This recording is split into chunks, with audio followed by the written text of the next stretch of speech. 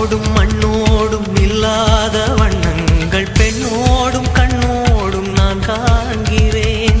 தாலாட்டில் இல்லாத சங்கீத சாரங்கள் பாராட்டும் உன் பாட்டில் நான் கேட்கிறேன். வழித்துளி என்னதவம் தான் செய்ததோ மலர் கொண்ட மார்போடு தொட்டாடுதே.